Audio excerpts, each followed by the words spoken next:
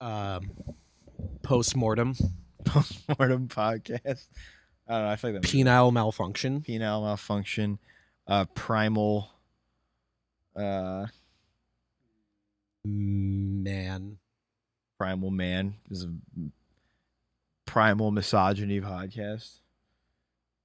Primus masturbator. Pri- uh, 3, 2, 1. Okay, are we rolling? we're synced. Okay. We're synced now. Are you recording on both? We're hot. All right. We're hot. What else? Protractor. Manifestation.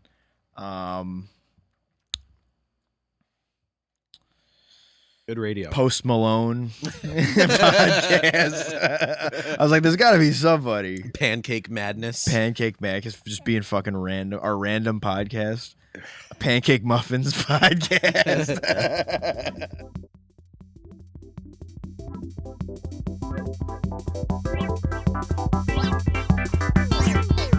The Guzman Windows PM Pod.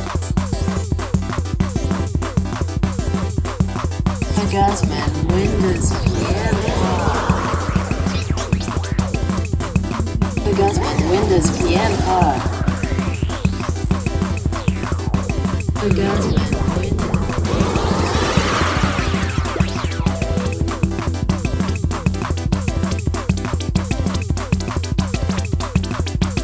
Guzman Windows PM Pod. And Yeah. Shane Dawson watchers. Yeah, Smosh. Fucking. I did like FPS Russia though. Yeah, we were just talking about that. Fucking. I like vaguely remember him. That He was cool. He was one of the good ones who's out of that batch. I've been on like a weird kick of like Amazing Atheist, like just like remembering him. I haven't like researched him I at haven't all. heard that in so long. Yeah, but like I remembered it, and then I saw something on Twitter saying like there was like a bunch of different like incel type philosopher type dudes that like a bunch of pictures of him, and it just said like this ruined a whole generation of men or something Yeah. like that. And I was like, oh yeah, that's crazy that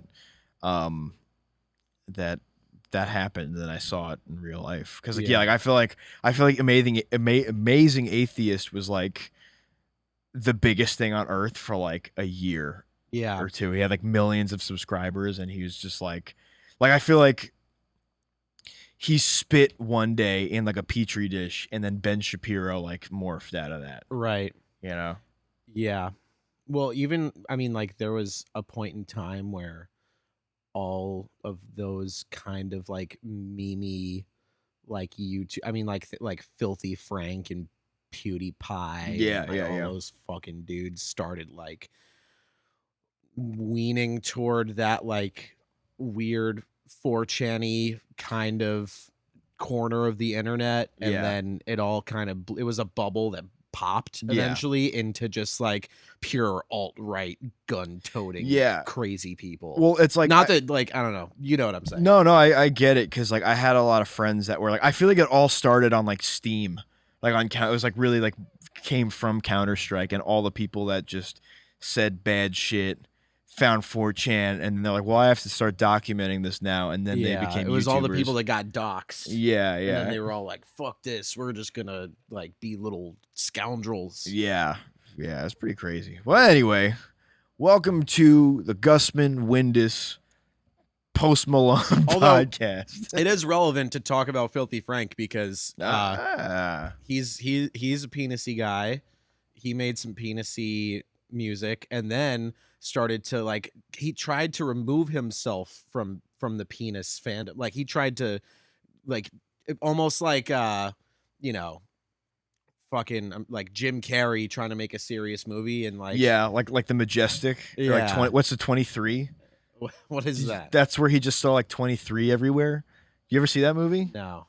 It sucked ass. I'm pretty sure. Oh, that's a Jim Carrey. It's movie? a Jim Carrey movie where Yeah. he's like, it's like, or like Steve Carell. yeah. You know, like Steve Carell tries to make a serious movie, and it's like, dude, you've just done way too much yeah, funny stuff. But you know what? In Filthy Frank's defense, I feel like he succeeded in just like crossing over into like people just take him seriously. But As yeah, Joji. there are plenty of people who know, what is it, Joji? Joji, yeah. And don't know about or give a fuck about Filthy Frank, and it's Yeah. just really funny to me because that's where like that's his origin story. You Yeah. know? Funny enough, is it Blippy? Do you know who that is? Yeah.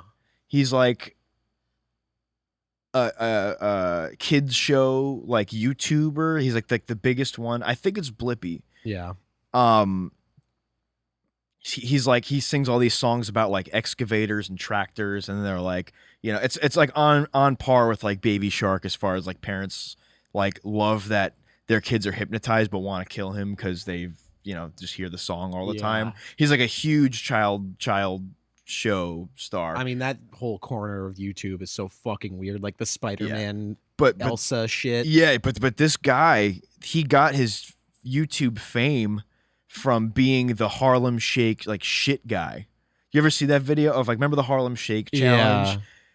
He did one where when the beat dropped, he was like just dancing in his bathroom or whatever, and when the beat dropped, he was completely naked, squatted on his friend who was like on his neck, like upside down, and just took a shit all over his friend.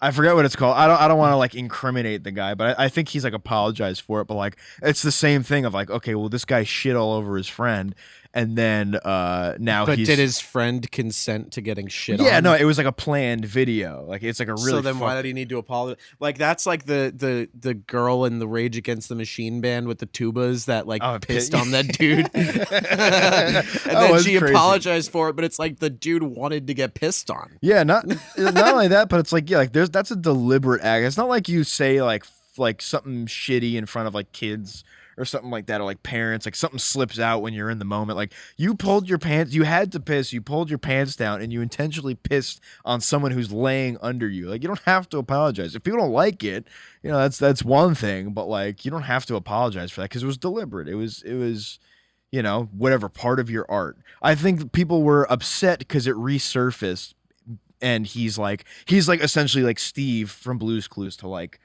our generation, you know? So it's like, I mean, imagine picturing Steve from Blue's Clues shitting all over his friend to Harlem Shake, and like you were a parent, you know? Not that your kid would be researching that. I mean, I feel like, I don't know. Dang, kids are smart nowadays. They figure, you know, they have iPhones and TikTok. Know. Yeah, dude. I mean, fucking 10-year-olds. A dude shitting on his friend isn't the worst thing you're going to find on the internet. That is true. And all kids have access to anything at all times. Well, you know what's funny too is you like, just speaking of Steve from Blue's Clues, was like I remember parents reacted the same way when he like left Blue's Clues and like went to college and decided like, I'm gonna be in a grunge band and smoke weed. Yeah, you know, yeah. Like it's the same way. It's the same reaction as like, or same backlash as Blippy shitting all over his friend to Harlem Shake.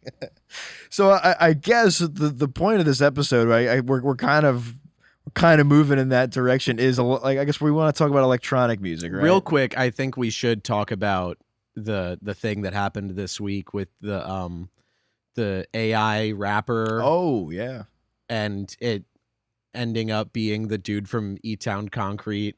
Yeah, who like spearheaded the whole thing. Yeah, well, he's like a pretty influential guy in like the hip hop world. Yeah, pretty like he's like managed a lot of really successful people, which is like that's sort of an unsung like post-hardcore kid path. Is like you either it's like hockey, pedals, coffee, wrestling guy, or managing rappers and like hype beasts and shit.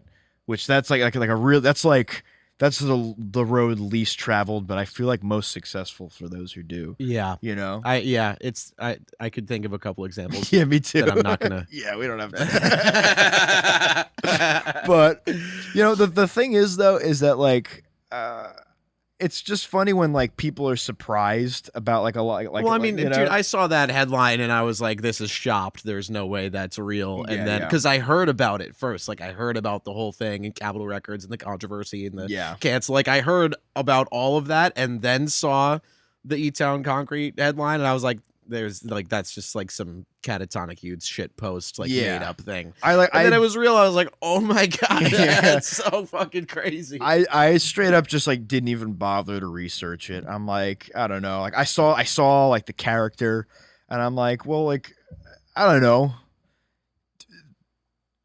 People like, I mean, not that the Gorillas have the same controversy, but like this has happened before already. Yeah. You know what I'm saying? Like, Yeah. but by the same token, it's like I just love when people are surprised that like an old hardcore dude is like capable of being problematic. You know, Yeah. it's pretty crazy. But you know, it's one of those things that I'm like,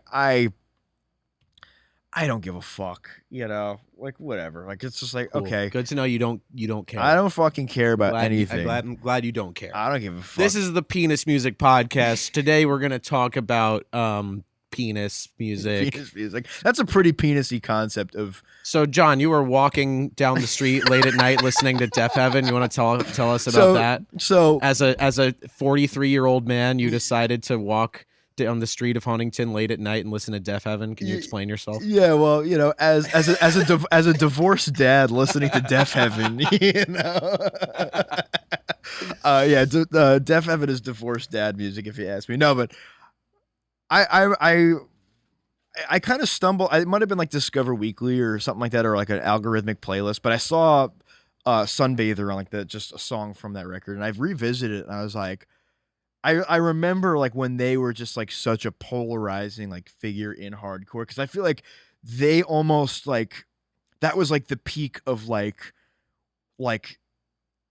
I don't know, early 2010s like like I feel like now it's either you're a beatdown band or pop punk band. I feel like it used to be like you're either a power violence band or like a post rock like Explosions in the Sky screamo band type thing. So I feel like they really brought that to like a head. And also really like everyone was like, oh, it's like hipster black metal. So and I feel like they were so polarizing for a second, and then they put out that was it Baby Blue or whatever. What the fuck is it? It's named after a place. I don't remember what it's called. The record after Sunbather, and then they kind of just fell off. So I was just like going through that and like trying to remember like New Bermuda. New Bermuda. I knew Baby Blue. Baby. Well, there's a song called Baby Blue. That's I got that fucked up. But it's like one of those things that you think about that's just like, well, it's crazy when bands they make such an impact for like such a short time, and not even saying like an impact, but just like an impression, and they're like a talking point, and then just completely go away, and like everyone forgets that it ever happened. And I'd be surprised if anybody going to shows or that started going to shows within the last 5 years would even know what Deafheaven is. So around the time that I was listening to Deafheaven, I was not going to like hardcore shows yet. Yeah.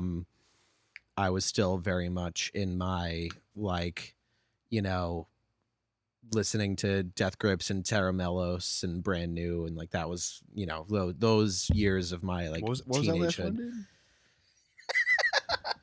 What was I? I'm gonna say I wasn't. Yeah, I never. Everybody still does. I mean, all right. Fuck it, you know? Well, anyway. Anyway, when I was listening to Deafheaven, it was. I mean, I didn't have much of an understanding of, you know, black metal or even like death metal. Like I knew some of the names. I could point out some of the things about it. I wasn't really like immersed in any like heavy music scenes. So for me, I was listening to Deafheaven, you know, for their lyrics and melodic stuff, and I was also really into shoegaze and that kind of thing. I was a nerdy little fucking teenager, and that's why I listened to a band like Deafheaven. And I think that they still, I mean, you know, they did eventually start moving away from the characteristics that associated them with black metal and stuff like that. But I saw them recently. I saw them at Furnace Fest last year, and they played all of that. I mean, they played a bunch of songs off of New Bermuda and Sunbather, and they knew what their audience, like they knew the people seeing them at that fest wanted to see the heavier stuff. Yeah. And so I don't think they're completely out of touch. Yeah. I think it can come off that way when they do a complete 180 and start making like Imagine Dragons-esque music. Yeah. You know, it's honestly like I was going through their new stuff. I'm like, they have like 4 albums since New Bermuda, and I started going through them. I guess because they signed to Anti Records, and like I guess they kind of just went that direction with it. But it's good, honestly. Like it's shoegaze, but like from like it's not just like shoegaze of like, okay, well, we're just doing like and then just like singing with like your mouth like mostly closed, doing the Yeah. Kermit the Frog thing with reverb. Like he's actually like singing, and he sounds still like a fucking like slick Vega from Street Fighter kind of guy. Yeah. But it's like it's cool. I like it sounds like he still wears leather, you know, or like leather gloves. Yeah. You know? I was about to say, I feel like maybe he didn't take off the leather gloves, but now they're not used for like fetishy stuff. They're used for like holding a rose. And... Yeah. Well, funny enough, I saw them on a tour with some penis champions between the Buried and Me at the Paramount. That was a great show. But when was that? What? When was it? That was like probably had to be between 2013 and 14 or something like that. So it was like right when I think Cryptodira opened that show as well. It was like right when Between the Buried and Me got bad. Yeah. Well, it was after Parallax 2. It was like the tour after Parallax 2. Yeah. So they were playing kind of like all sorts of hits and all different eras. But the thing I remembered most about Deafheaven was that they were the only band at that point that I saw that made the Paramount actually sound good, because it's just all brick wall and you know, it's just like At all Matt reverb. Reinecker. Yeah. Sorry, dude. At Mike Akampora. Yeah, but The fuck, guys. yeah, dude, get Deafheaven back there so you guys can, you know, do your job and have it sound. Yeah. Good. Fuck you guys. No more Ted Nugent. Yeah. Kevin James. We want Deafheaven and Earth Crisis back. Yeah, and Earth Crisis. Yeah, but I don't know. I guess they sort of they did the sort of the logical thing that I guess a band like that would do, especially those Pitchfork bands. They always go softer. They always go sort of more electronic, go more like goth, whatever.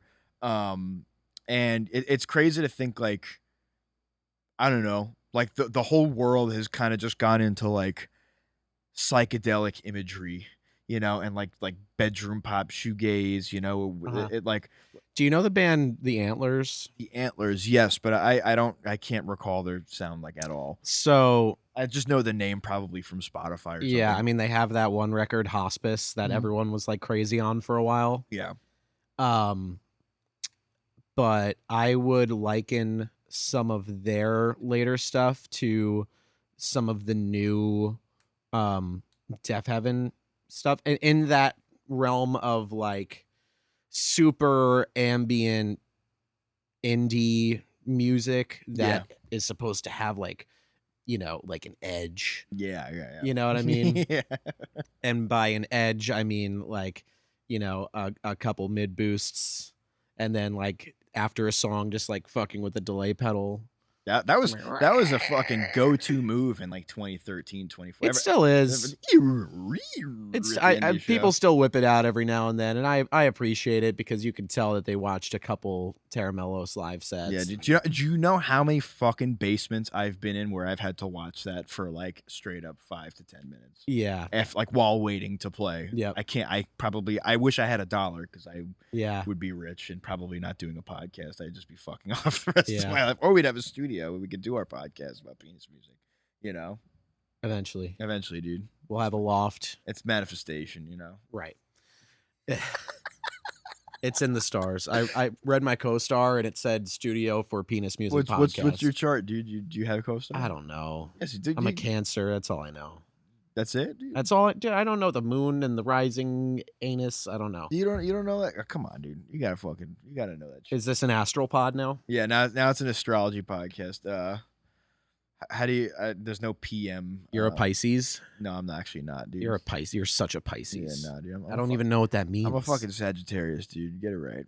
Is it like is that like the like I don't watch TikTok. I don't know my astral sign. Is that like a bro dick kind of like mindset to have? Am I like behind? No, I think you have the perfect approach if you don't care about it, because I feel like a lot of dudes now are understanding that they have to just have a general understanding of astrology to like. I don't have a general understanding. Yeah, so you're good. You know, like everybody now, like I actually have a genuine like I don't mean to say this like a fucking dick, but I actually enjoy astrology. Anybody that knows me knows that like I actually like it, like, and I do my research, and like I just investigate all that, and it comes off a lot of the time like, yeah, like, oh, he's just like a guy, a sensitive soft boy guy. I'm like, no, I just, because the fucking Freemasons used to use astrology before we had like science.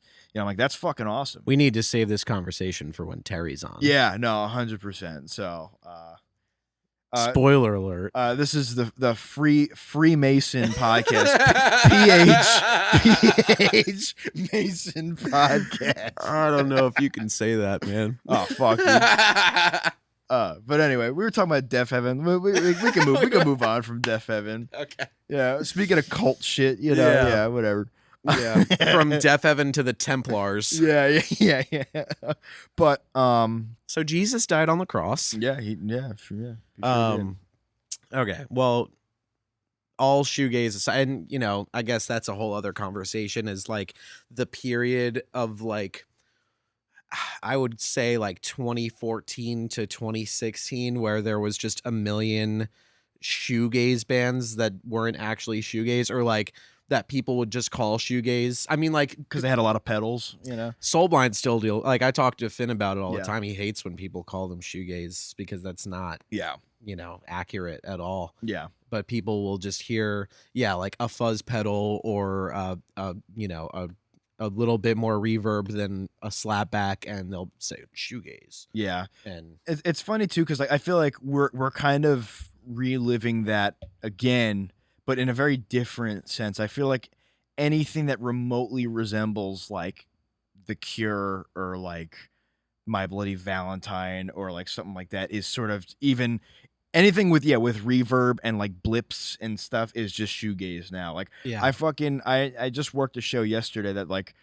it was all like, I guess what people would call like shoegazy, psychedelic, like whatever, and it was all fucking elevator music. It's really, we're living in such a weird time. Like, and it's funny too, because a lot of these people that are catching on to like the sort of the trend of like the wavy vibes kind of music, it's like are indirectly making like kind of butt music. Like, one of the bands was playing a song. I don't remember the name of the opener, but they were playing a song, and I was listening. I'm like, this is literally "Beautiful Day" by U2. I'm like, and these people, they have no fucking clue. And it's like, and I'm the fucking virgin doing their fucking merch. Isn't it weird? I feel like in the past year, like Bono is cool again. Is he? I hear people talk about U2 like more often than I ever have. Well, because except for when they put their album on everyone's phones. Yeah, that sucked. But honestly, penisy move. That is a penisy move. But that song "California" on the album kind of goes. Kind of fucking sick. Moving on. No, but people, because okay, so there's a lot of like, and I'm gonna say TikTok adjacent music coming out, and a lot of it I started hearing while I was going to purchase. Yeah, like that was the first time I saw fucking Crumb. Everyone was listening to Hers. Yeah, and Still Woozy and Men I Trust and like all of that stuff. Yeah. And now it kind of like blew up. Yeah. When all of it, I mean, really was just people kind of ripping off like Kevin Parker and that whole scene. Yeah. And then, everyone started to kind of do it. And then, Phoebe Bridgers came along. Like the same thing essentially that happened when Mac DeMarco was really big in like 2015, 16 is happening again, but just in a different way. Yeah. And I feel like a lot of people are starting to replicate that because that's what happens. There was a million bands around that time that sounded like Mac DeMarco. Yeah, yeah. So now that same thing is happening, but with like all of the bands that I just mentioned. Yeah, yeah. Well, it's crazy too because it's like, people just realize that it is just very nice sounding music when I feel like it really wasn't. It was supposed to be like so loud and like insane that like you couldn't make out anything. But I feel like now that it's just become distilled so much over time that it is just like literally like elevator music or like. I mean, I like a lot of that stuff. No, Don't get me too. wrong. But like the actual like I want to say timbre of it sonically, it literally sounds like something you hear when you're waiting for your doctor to pick up the phone again. You know, I'm not Yeah. trying to be an asshole. No, but, it's like, true. You know, It's like, true. You know, like It's true. just objectively. But I feel like there's like, I don't know, like I'd love to see a lot of people like doing more shit like Catherine Wheel and stuff like that, where it's like it's just loud rock that's reverby as opposed to like raw, like it's like raw. And they got lumped in with that whole thing too of like being like shoegazy, but they're like, yeah, I think like I guess because we're around this time where all this is happening, like we could be lumped in with that, but like we just consider ourselves like an experimental rock band, you know. What do you mean when you say us? Catherine Wheel. Oh, okay. That's like I don't know if you fuck with that band at all, but you should really check it out. Yeah, I have to. Yeah, it's awesome. They're like just shoegazy enough and like reverby enough that it sounds like I don't know. Has anyone thrown shoegaze at John the Movie yet? I could totally see someone doing that. I've gotten Or do not enough people listen to John the Movie? it's that and I've gotten a lot of grunge. I've gotten grunge a lot. For that's that. another buzzword. Yeah. I mean, yeah, anything that's like, I wear flannel, I don't shower, here's 4 chords, or a grunge band, you know? Yeah. Like, I feel like a lot of, and that's like a thing too. I guess like I feel like because I take so much time to like really make sure that I don't know what I'm making and putting out there is like I guess with having that mindset, I'm super analytical of how the things that I make, how they sound. I feel like I notice when people like are doing one thing and they don't like think they're doing one thing and it sounds like another thing. Like I feel like a lot of people are trying to do grunge and then kind of they don't sound like Smashing Pumpkins or Melvins or early Nirvana. They sound like Local H or like Nada Surf or something, which I guess is like that's 2 different sects of grunge, but one was more just like the distilled like industry plant version, and one was or it'll sound like Nirvana in like major keys. Yeah. That's like okay, so like Pity Sex just came back. Oh yeah. They played Sound and Fury, and they were one of like I listened to Feast of Love hundreds of times when I was a teenager. Like I listened to that fucking album. Like they're great. I love that band. Yeah, but it is very much like it's Nirvana in major keys. Yeah, but I actually have some funny lore about at least in my experience with that band was when they played what the fuck is the Zebra Club? Do you remember that place at all? Where? It was on Sunrise Highway. I think it was called. I'm pretty sure it's not. It's called Trifecta now. That's what I was thinking. I'm like, there's like a name with like 3 in it or something. But no, it was the Zebra Club at the time. Crazy Donk 3. Yeah, the Crazy Donk 3. The Zebra Club in parentheses. That show. I feel like that was like the only time they ever played Long Island because they never came back after that. They played AMH once. Okay, so they must have came back once after that. That was the Soda Bomb Future Is Gonna Suck record release show. And at that show, the promoter just like took the money and ran with it. Like, and everyone was just like, and then I think their agent called him and was just like, what the fuck? And he's like, yeah, sorry. And that was it. It was crazy. Wow. It was like it was like a really stressful thing at the time. Yeah. But yeah, we play with that. Like, actually, it was I think it was Hotelier, Pity Sex. So there was a couple. That was probably a huge show. No, it honestly wasn't. When was it? This was Future's gonna suck came out I think 2013. I was gonna say probably like 2014. Yeah, no, this was like a little before that. Like okay, so maybe all right, 2013 maybe. I mean, I remember Hotelier being huge in like 2014. I feel like they were just big the entire time I knew them. Like, yeah, they kind of transcended all like the pop punk into emo into whatever, and just people always liked them. But I just remember that show and being like, damn, this is crazy. You know? But also, I think that the agent was like, well, you guys should headline because you're from here. And I want, because it was like a Wednesday night. I want them to like actually play to people. And I was just kind of just like, well, you're making a huge mistake because nobody's here to see us. I feel like if Hotelier headlined, it probably would have drawn better. Yeah. Well, I mean, Long Island was in a weird thing at the time because like a lot of those, the EHS, Nassau, Easycore, like pop punk kids were just transitioning into like guitar rock, shoegaze kind of stuff. Yeah. So I feel like they were like still finding their footing with a lot of that stuff. Well, I remember a lot of kids that were like a couple years older than me going to shows like that or like early mixtapes and like, you know, like my friend Marty, I think I talk about him a bunch. I think I might have talked about Marty. him. Yeah.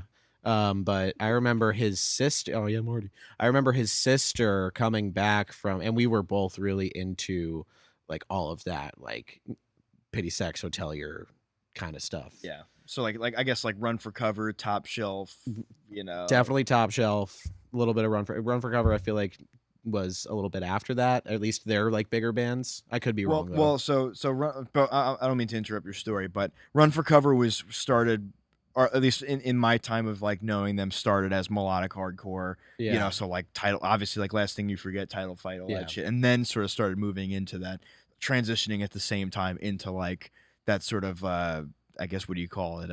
When I think of Run for Cover, I think because I didn't go to those Title Fight shows. Yeah. So like when I think of Run for Cover, I think of like fucking like modern baseball. Yeah. Like, So that was like, I feel like that's what most people know Run for Cover as now. But like I think, well, they did The Agent, I believe. They put out The Agent. Really? I pretty sure they did Daylight as well. Like, but it was like that whole scene of like I hardcore remember them dudes doing making melodic. Daylight. Yeah. I don't if they did Agent. That's Frank. Let me know. Yeah. I'm pretty sure that I could be wrong about that. Don't quote me. Okay, but whatever. We were into that shit, and I remember his sister being like, "Oh, like I went to an emo show last night, and she had like all these like bruises." Yeah. I was like, "Holy shit!" And it was mixtapes. It was like 2014 mixtapes. Was that at 89 North? Yes. Was that when Crime and Stereo did Life of a Spectator, or was that? I don't know. Okay. Yeah. Probably. Yeah. But long story short, like I just knew a lot of people around that time who were into that kind of stuff, Mhm. and I feel like especially if like ECC had done the show, it would have been better Yeah. attended. It's a guy, like the guy who put on the show is someone that nobody under the age of like 30 would know. Yeah. I just happened to be there to know him that one time. Yeah. You know? Yeah. But yeah. So what we were talking about Pity Sex. We were talking about shoegaze moving into dream pop, moving into like post. What do you post? Okay, well that was another thing. Post-pop, Post rock was a big thing for a long time. Everyone had the huge fucking crescendos and the giant reverb swells and the volume pedals. That was like a big thing for a while. Is that penisy? No, right? I think that's too. Depends. If you're Explosions in the Sky, no. If you are what's the band I'm fucking trying to think of? The one with like the spoken word. What the fuck? It's not Touche Amore, it's something else. Oh my god. We need to edit this out. No, we don't. What the fuck? Are they still active? No, but it was like you broke my heart. La Dispute. La Dispute. Yeah. You broke my heart, and now I'm dead, and I will suffer forever. I think I saw you in my sleep, darling. Yeah.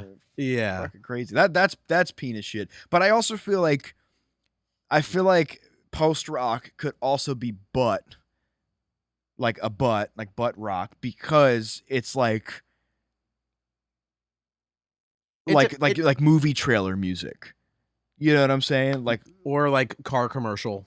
Yeah, like Jim Carrey in the Majestic music. You know, you know what I'm saying? And I definitely have heard Explosions in the Sky in a car commercial. There was a band, We Were Promised Jetpacks. Do you remember them? Oh yeah, I do. Yeah. That band was awesome. Yeah. But like they had xylophones. Very thick Irish accent. Yeah. You know, it was pretty penisy. Well, I was really big into Godspeed around that time too, as was everyone. Yeah. So, but that was also part of the big, like, again, like 4chan, M's or whatever the fuck /MU thing, like that era. Do you remember that? No, I don't know. /MU. That was like a big 4chan-y Reddit thing that I don't remember super clear, but it was like a thing. Like they would post all of like the Neutral Milk Hotel memes and like Radiohead shit, and like Godspeed was up there all the time. So people were kind of getting back into that stuff around that time. Yeah. And then everyone figured out, hey, we can turn our 2-minute song into a 9-minute song if we just do this huge crescendo, Yeah. you know, Yeah. and like nothing happens, but it also feels like really epic and grandiose Yeah. because we're just getting louder. Yeah, yeah. You know? Well, I feel like a lot of that, like that music also has a weird crossover with like stoner rock and stuff. Because I feel like in order to do that, to make a 9-minute crescendo, you have to be stoned out of your mind. Right. I You mean, know? that's just weed, though. That doesn't really have to do with stoner rock. That's just getting high. Yes, yes. That's just what getting fucking high does. Yeah, it's fucking Piff Master podcast. You're like, I have a crazy idea. Yeah, yeah. And you realize that it's just like when you listen back when you're not high, you're just like, oh, this is stupid. Yeah, this is really fucking dumb. And that I feel like is weed a penis catalyst? You think, or is drugs a penis catalyst? Yes. You think so? Yes. Now, what's I can't more... think of a band that smokes a lot of weed that isn't, or is like known for it. Yeah, that isn't penis adjacent. So and maybe this is a question too that I'm going to pose to you. You can answer it. You can not answer it. What is more a more powerful penis concentration? Penis music via drugs or penis music not via drugs? Frank Zappa was like basically straight edge, besides from cigarettes. You sure? Yeah, 100. That's like known lore.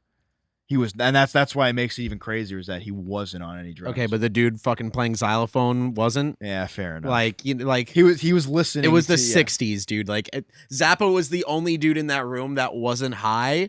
Everyone else in that band was probably fucking like freebasing. I could be wrong, but I think he actually had like a sobriety like policy in his band. Like he wouldn't let anybody in his band. He could have. Okay, so maybe he's an example, but like, but he's like the penis overlord. You know, so like, who is that more powerful than, you know, a bunch of dudes doing peyote in a trailer in the desert, like fucking Butthole Surfers or Primus or something? I'll say Butthole Surfers. I don't think Primus was really on that type of shit. I mean, I don't actually. I mean, like me saying all penis, like I'm just talking shit, but like I genuinely don't have enough knowledge to say whether or not these people. I can name plenty of examples of people that are known for doing a bunch of drugs and shit, and that like fucking Sublime, fucking Ween, John Frusciante, his most penisy albums, the Beatles, yeah. like the list is endless of people that Pink Floyd, like, you know,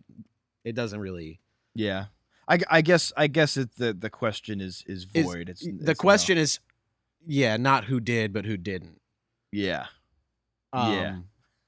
Which is hard to say because we don't know. Yeah. You know, because even if they say they didn't, you don't know if they actually. Yeah, that could all be fucking just good PR. You know what I'm saying? Right. But what else do you want to talk about? You had a thing. Okay, so Bjork is putting out a new record. That is penis music for sure. I mean, you know, it's like some of it, like the show Toonie stuff is definitely pretty funny. But I think like Vespertine is just a fucking gut-wrenchingly sad record. Okay. You know, like a lot of her stuff is just genuinely like really good. Yeah. I think Bjork's great. But yeah. Like, but no, like they're definitely, and like I realized that I hadn't listened to a lot of her back catalog. Like I hadn't listened to.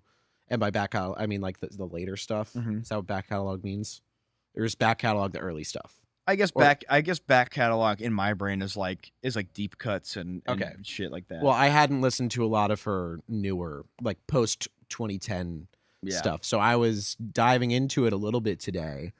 And like it is mostly just super orchestral and very campy. Yeah.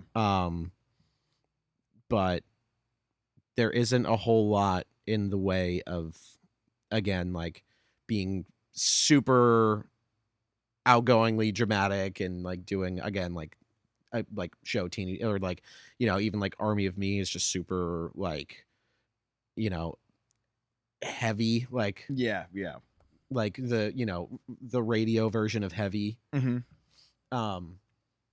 But yeah, so it's like intense. I'm curious to see where this record goes because like everyone is doing what she did 20 years ago, Yeah. which is like the bringing in house producers and like IDM and that whole thing. Yeah. Like Beyonce's new record is just straight up like, house and techno beats like the whole time. Isn't Drake's is the same thing too? Pretty much Drake's new album, or he has like an album. I wouldn't that's say that. I mean, like there is a little bit of it, but I wouldn't say like the whole thing. But Beyonce's new record, pretty much the whole thing is like house and techno. Oh, okay. A little bit of like just like normal like club shit, but mostly that kind of stuff. Like, things that you would hear like a DJ playing at like, whatever fucking Baby's All Right or Rash. So One More Time by Daft Punk, dude. That's what so I'm curious to see where it goes, but that got my wheels turning, my gears turning. Yeah, I like this about podcast. What elements of electronic music could be defined as penisy, and then I started thinking about like the actual hardware people were using in the 80s. And so the one I was citing was the Roland TB-303, which is infamously known as the acid bass synth. Yeah. Or like the acid house synth. Can you give us like a little? Let me see. Let me see if I can pull up a true a Michael Richards sample. Is that the guy? That's the Impressions guy. Yeah, that's his name. Do it impression right now. Well, I don't know. I don't. You're the electronics guy, so okay, you got to do it. All right. Well, let me see if I can find the like sweeps and the creeps. No. No.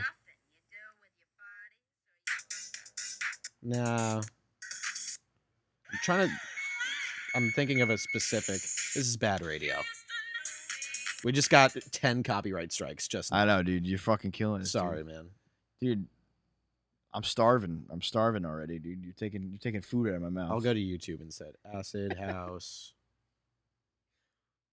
It's like pretty much. Pretty much like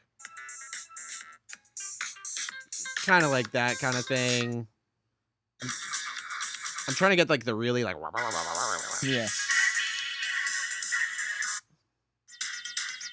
kind of like that.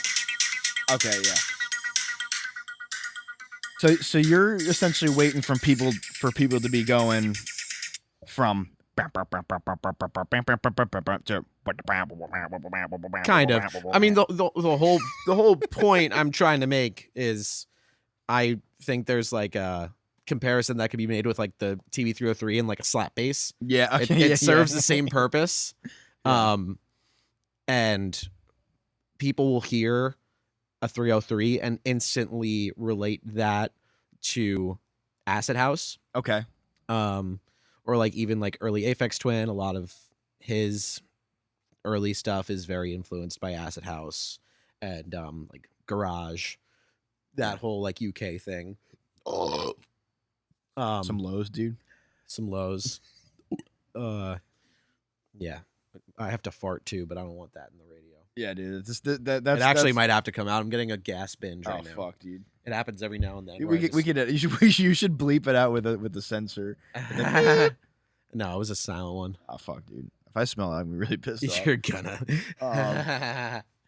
But okay, so you're the specialist on this. So it smells really bad. I say so you're gonna have to educate me a lot more on like that whole world of things because I haven't. That's like a good. Okay, yeah. So you're sending like some like 17-year-old in a K-hole into like the hospital with that kind of shit. Pretty much. Yeah. But that kind of stuff isn't super relevant now. Okay. But my point is I think that kind of stuff is going to start making, because it's just going deeper and deeper and deeper. Yeah. Into like that whole world bubbling and kind of being brought into the mainstream. Yeah. What's the word? Sphere. Yeah. Thing again. Yeah. So yeah, like acid house, like early garage, early dubstep, like burial, like that kind of shit, I think is going to start coming up a lot more. Yeah. and I'm interested to see how it is done. Like, I mean, it's even kind of already started happening. Like, there's a lot of that stuff in mainstream music already that people don't like. I've been talking about recently this guy named Hudson Mohawk who's on Warp Records, and oh wow, he makes like really, really crazy like music. But he also produces for like Drake and Kanye and shit. sick. So what there's like a stoner band that I like that's on Warp. I totally forget who it is though. Just carry on. I just had to say that. I thought maybe if I said it out loud, it would come to me. No, because I was just never. looking up. No. Do you know who it is? Battles is on Warp Records. Oh yeah. So it's not stoner at all, but penis music relevant to the podcast. Yes. But idols. Yeah. So I mean, you did ask a question before. Speaking of relevance to the podcast, in that, like, what is the line of like what makes that penisy? Like, where do you go with that makes it penis? I feel like the theme of this podcast is certainly a good example, right? Are we still using that? Yeah. Okay. Is that we just got to think of more PM things that we can talk about. Yeah. Well, premeditated murder. Yeah. I think where house music's becomes penisy, and I don't know why, I feel like I just have to say this because there's a microphone in my face, is Eiffel 65. Is that what is that? That's like on Blue WDW, that shit? I guess. I mean, like, because they were like straight up like Euro like DJ shit, like MC shit. Well, I'm pretty sure that like and I could be completely wrong, but I'm pretty sure that comes from like the commercialization of happy hardcore and like Gabber and that whole like underground like EDM scene that was happening in like the 90s. Yeah, well, and it's funny I think that was like, there's a whole documentary on that song. Yeah. I don't know if you've ever watched it, but it's actually like pretty incredible. There was they were like DJs in Italy, and like the song just like blew up overnight. Like pretty much, it just ended up in all these different places. But the funniest part of that documentary actually is that they were talking about how like they met, and he was like, yeah, like, I had like a little space for my DJ equipment, so I was walking through there, and I just heard the most beautiful riff. I heard the most beautiful piano riff, like playing in one of the other rooms, and then it's just like a slow motion view of the guy playing the. I remember like hearing that, I started fucking losing my mind. Yeah, because honestly, it is like, if they could have used like any other lyrics or anything, they could have figured out a way to like make that song so much less stupid. Yeah, and I feel like it would be taken so much more seriously. Like, well, that's what I'm saying. Like, there was a whole scene for that kind of shit. Yeah, in Europe and the UK in the 90s. Yeah. And it could have literally happened with any song, and it just happened with that. It's catchy, honestly. It's definitely penis. Yeah. To a very high degree. Yeah. Well, I mean, again, it's the same thing now, where like we're seeing a lot of artists kind of appearing out of nowhere, especially like on platforms like TikTok and fucking whatever. Andrew Tate, dude. But like that, what is that? Like, I don't know that dude. Like, he just. I'm actually working on I'm trying to perfect my Andrew Tate impression. I haven't even started, but it's on my list of things to do. I feel like I have to, because he's such a crazy character. He should be a DJ. He should be like in line with fucking like DJ Khaled or something like that. But he's like everything else around that, you know? But does he do music? No, not at all. Right? He's like a kickboxer. But it's inevitable, is what you're saying. Yeah. Like at some, well, he took the Dan Bazilarian route, and is just like getting banned from everything, from being like an absolute insane person. Yeah. But he should be a DJ. He looks like a DJ, you know. Or whatever. What's the term for that you call when you make electronic music? Are you an MC or are you a DJ? What is it? When you make electronic music, you're a producer. Producer. But when you're a DJ, you're a DJ. So, but like, what's the difference? Like, DJ means that you perform, like that you. Okay. DJ sets. So Windus is a producer. You're a producer. Yeah. Okay. The only time I've DJ'd in public was at Frog Saloon in Ronkonkoma. Oh, fuck yeah, dude. And nobody watched. That's what you're making vibes, dude. You're DJing. I mean, well, like for my shit, I have a bunch of songs that I'm sitting on, and I'm gonna end up putting vocals on them and probably starting a new project altogether. Sick. That I want to take more seriously and get like label support for and do the whole thing. Yeah. And then keep other stuff for DJ. But there's no, I mean, not that I'm aware of, there's no scene for that on Long Island. It's all in Brooklyn. Yeah. So, eventually I want to get more involved in it, but that's like why you'll see a lot of those people have producer / DJ. Because you could just be a DJ. That could be all you're known for. There's literally thousands of people who are just DJs. All they do is DJ. Sometimes they'll remix someone's track, but that's all they do. Okay. And they make like money off of it. That's sick. Like the whole festival circuit, like Izu fucking thing, like half that lineup are just people who don't really produce and they just DJ. Like Steve Aoki is like, he's both, right? He's a producer, yeah. Okay. Yeah. Dude, have you ever seen like his setup like in his house? Yeah. It's fucking insane. Well, it looks like Dexter's Laboratory or something. Dude, it's the same thing with like fucking like I was watching a Dead Mouse live, like he'll do like DJ sets on Twitch, and he's just got a giant fucking speaker cabinet just next to him, as tall as him, and he's just in a fucking random room in his house with like lights and shit. Yeah. Like it's crazy. What about the Marshmallow dude? Is he like respected? I don't know about the Marshmallow guy. What's I don't his name? care about that stuff. Okay, so yeah, like that's that's frowned upon, I guess. I don't know if it's. I literally don't know. I have like with all the stuff you talk about, and literally I only know about this sort of stuff from listening to John Frusciante talk about it on like podcasts and stuff. Yeah, like jungle and like hardcore and stuff. Like I have like a picture in my head of like what it is and like the vibe that it is, but I know absolutely nothing about it. I mean, it's perfectly valid because all of that shit is not irrelevant, but it doesn't really happen anymore. Yeah. Or at least it doesn't happen where we are. Yeah, I feel like that's like a small club in LA sort of thing. Well, I mean, just clubs that are playing straight up jungle. Like, I don't know about any clubs that are doing like. I mean, I would love to know if there's a club that's just playing jungle all the time. That's awesome. But from my experience, a lot of clubs nowadays are just doing like. Usually it's pretty heavy stuff. Yeah. It's usually just like crazy house. Yeah. I'm still learning about all of this shit. Like yeah. I'm not really as involved as I would like to be because I'm just starting to get my feet wet in that whole scenario. Yeah, dude, you're still a hardcore kid, Yeah, I still just like shows. That's my problem is I like shows. Yeah, you're loyal to the Sen was making fun of me when we went to Rash. He was making fun of me because I was like just standing in front of the DJ booth with like my arms crossed. And I was just like, and he was like, dude, it's not a show. Like, chill out. It looks like I was gonna beat someone up or something. Who was that? Huh? Who's Sen? He sings in Soulborn. Oh, yeah. But me, him, Finn, and Gino went to Rash one night, and it was What's really. That? Rash is a club that isn't open right now because it got fucking blown up, literally.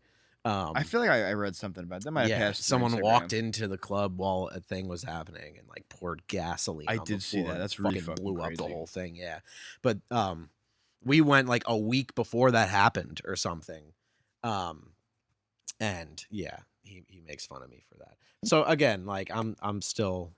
You're gonna be on the mic like fucking trust no one. Yeah. And then I'd be like, what the fuck was that first part, dude? And then you're like, sorry, and then you're gonna make your way, and then you're gonna fully transition over, Yeah.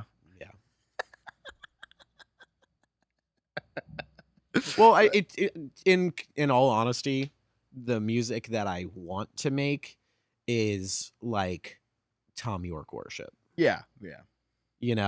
But I also want this. I want like the 4 to the floor, dancey beats of like Fortet and John Hopkins and Burial and Yeah. that kind of shit. I could see you really getting into that sort of. Your setup's pretty crazy. Like you have like a whole like surrounding thing. It's pretty awesome. Yeah. I was kind of jealous. I was like, oh, Yeah. I still find ways to get distracted too. Yeah.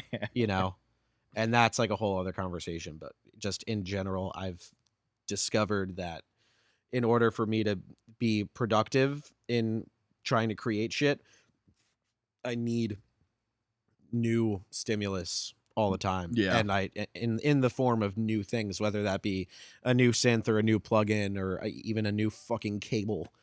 You Yeah. know, like I just need shit like that to keep me interested in my work, because if I don't, it's not novel anymore. Well, I have, I guess, a little tip for you, and this really helped me, and it's like a really strange thing that I never thought I'd ever say. But one thing that really keeps me focused is like I've only been doing work on my live stream. You can go to Cauldron of Burgers on YouTube for my live stream, and like just having the camera there and like knowing that like I can't just fuck around. Like I have to do work, Yeah. you know, in one way or another. It's like, it actually really helps me stay focused. And it's also like fun just having like a full setup, and like, yeah, that almost entices you to buy a camera and a microphone and like all this shit. Right. And it's like, I feel like it's one of those things that sort of just like emulsifies everything together. Right. And like, you know, so you should, I feel like with like whatever you do next, and you should do some sort of like Twitch live stream, like you were saying, you know. Well, I do kind of get the same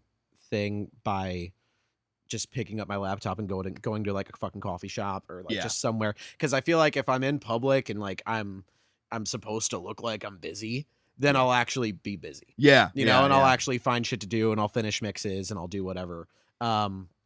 But the part that gets hard about it is I will have like, you know, I have all my fucking synths and like all my like hardware and shit, my record player, and like I can't do that shit at the coffee shop. I have to like, that would be really fucking awesome if I have like the whole bar at Druthers shut the fuck down and I've got my drum brute and I'm I'm tracking right now. Yo, guys, excuse me. Can you turn off that fucking cool? And I'm just hitting a bong. Yeah.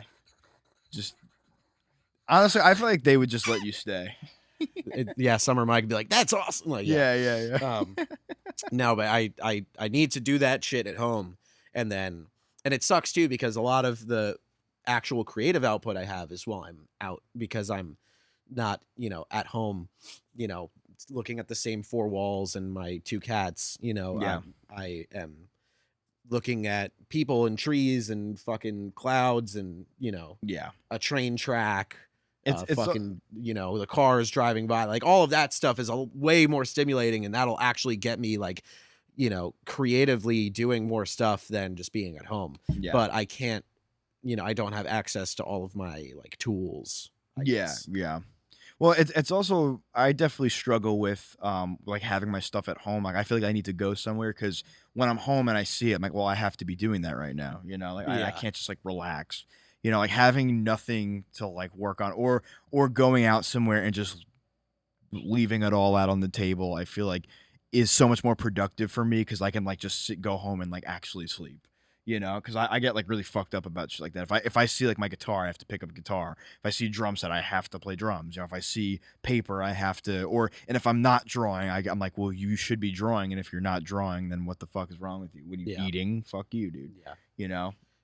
I'm fortunate enough to have a few different things that I can distract myself with, and that's why like I feel bad when I feel super fucking pretentious when people are like, oh, have you watched this fucking TV show? And I'm like, no, I like to do better shit with my time. And it's like, it's true, like I genuinely would but at the same time I will fuck off and watch YouTube for fucking 4 hours. Same here. We don't have Wi-Fi here, but I'm on YouTube constantly. But usually I'm like trying to learn shit, you know.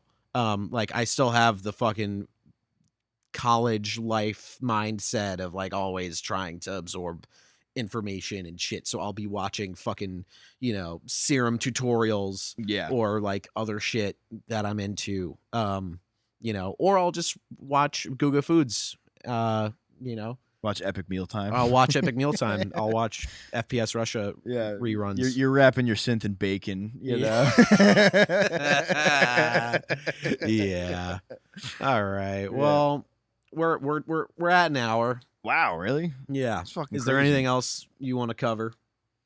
For this episode, no. I don't know when we're putting this out, so I guess there's no real reason to plug shit. But I guess what I'm doing currently that I do all the time is like I said before, I do a live stream with my art outlet Cauldron of Burgers, which you can just type in Cauldron of Burgers on YouTube and find it pretty much instantly because I don't think there's anything else with that name in there, at least with all those words in sequence.